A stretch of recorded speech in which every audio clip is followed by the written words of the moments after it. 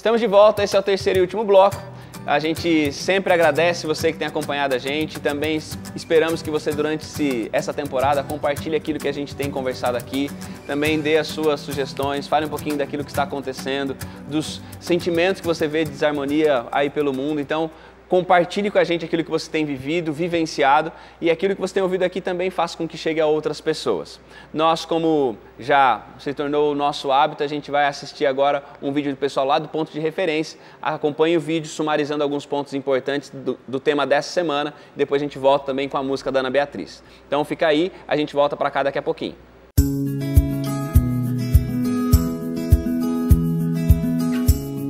Deus é amor.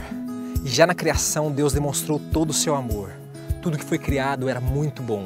Havia harmonia e perfeição em cada detalhe. O homem era a coroação dessa perfeição, criado à imagem e semelhança do próprio Deus, que é amor em sua essência, e também colocou essa capacidade de amar e ser amado no homem. Esse é o plano original de Deus para seus filhos, amor. E todo o plano da redenção foi formatado para restaurar esse amor entre os homens, a criação e Deus. Antes do pecado existia uma relação de interdependência perfeita entre o homem e a criação. Mas com o pecado, tanto o mundo natural como as relações humanas foram deterioradas. Adão e Eva colocando culpa um no outro, Caim com inveja e matando seu irmão, consequências da desobediência. Viu o Senhor que a maldade do homem se havia multiplicado na terra e que era continuamente mau todo o seu desígnio e coração. O dilúvio foi a única solução encontrada por Deus para restabelecer unidade e amor, mas não antes que todas as chances e oportunidades de arrependimentos tivessem se esgotado.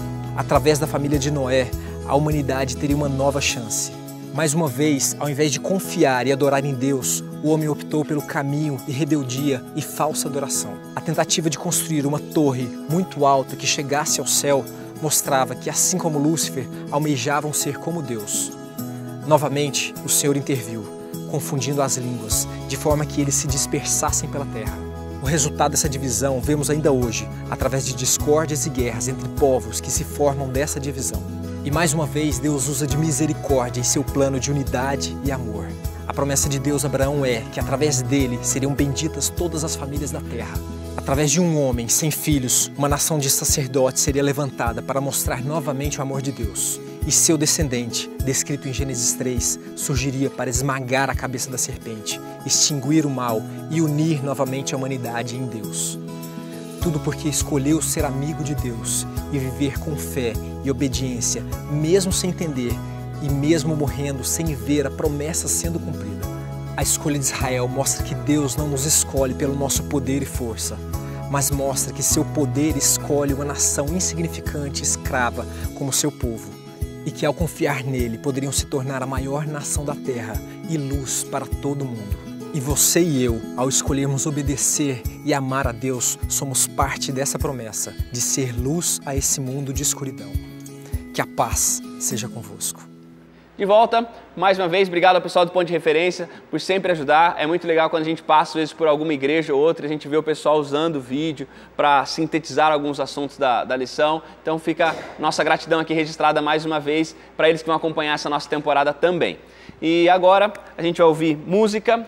Qual que é a música que você escolheu para a gente abrir a temporada, Ana? Espírito Santo, de Diogo Marques, do CD novo, que está sendo lançado agora.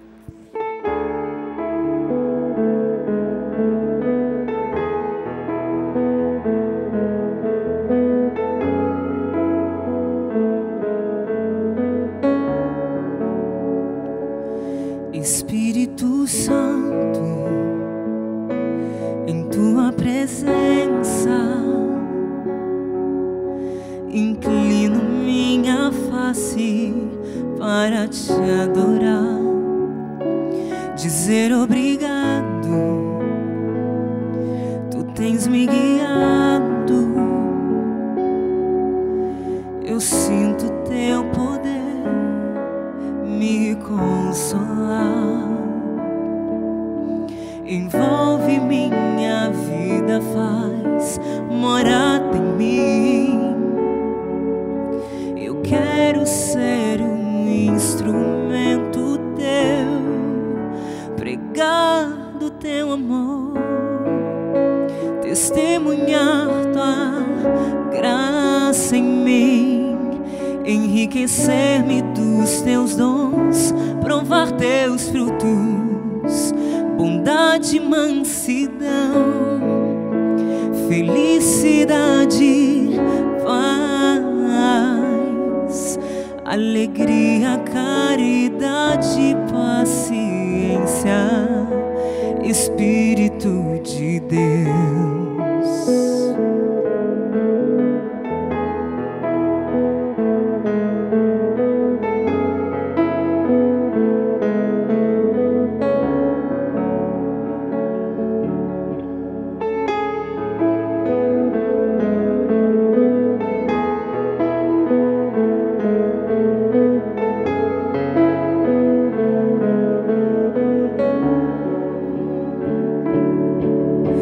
Confio mais e mais no teu amor,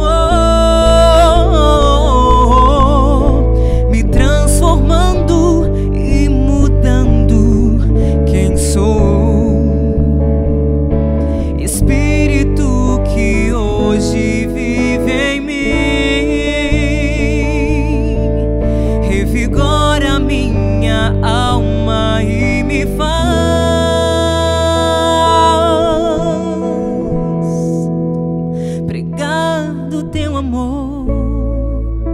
testemunhar tua graça em mim, enriquecer-me dos teus dons, provar teus frutos, bondade e mansidão, ter felicidade, paz, alegria, caridade, paciência, Espírito de Deus, tua graça em mim, o que quero é provar teus frutos, bondade e mansidão, felicidade, paz, alegria, caridade, paciência, Espírito de Deus, tua graça em mim, o que quero é provar teus frutos, Espírito de Deus.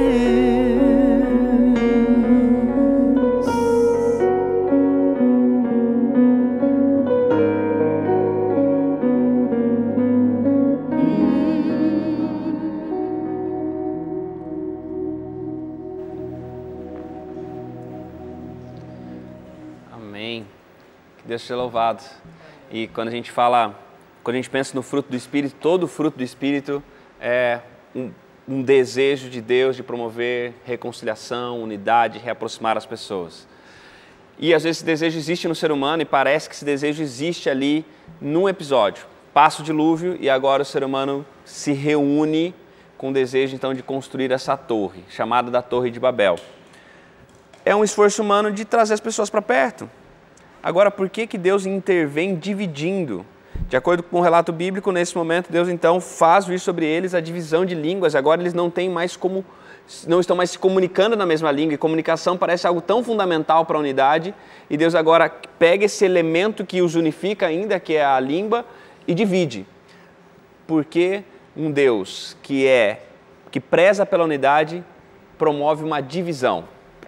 Porque a unidade tem muita, muita força. Brilhantemente você citou, né, Gustavo, sobre a seleção de 2002, que jogou tão unida e trouxe o Penta pra gente. Mas a gente pode ver também ONGs, quando se juntam, elas têm força. Voluntários, quando se juntam depois de uma tragédia. Mas também na história a gente pode ver exemplos errados de união, como as guerras mundiais, como terrorismo, como grupos violentos, skinheads, enfim. Quando os seres humanos se juntam com um propósito errado também, pode trazer muito estrago. E isso que eu estou falando são exemplos de pessoas juntas, mas pode ser com línguas diferentes. Agora imagina com a mesma língua, o poder de você falar e você se entender totalmente. Imagina a força que eles tinham de propagar o mal. E foi isso que Deus notou e que Deus não poderia passar de jeito nenhum. A Torre de Babel mostra, como a Agatha bem exemplificou aí, né, de como a união pode ser errada, né, pode ser usada para o mal. E o que era errado neles era o propósito, né? O que eles queriam com aquela torre? O que eles queriam com aquela união ali? Eles queriam fama, eles queriam tocar o céu, alcançar os céus, né?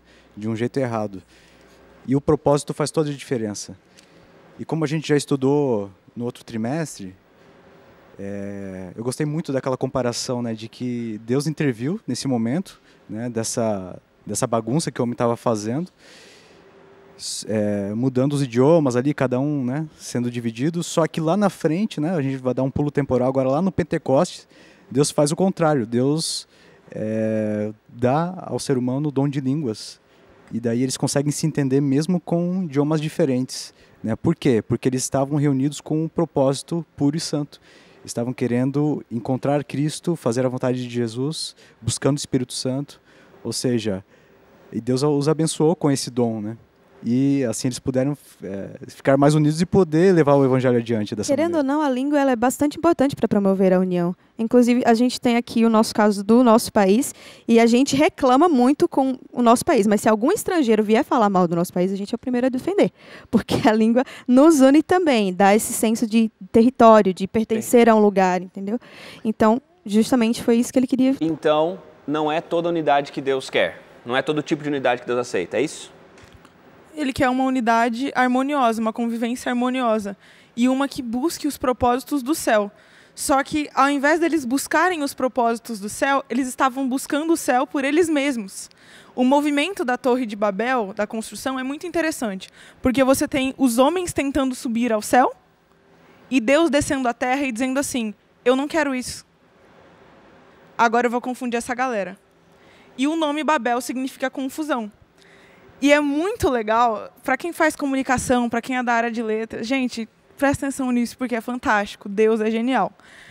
Ele pega esse nome, Babel, que em hebraico, gente, eu anotei aqui, mas eu não tenho exatamente a pronúncia, tá?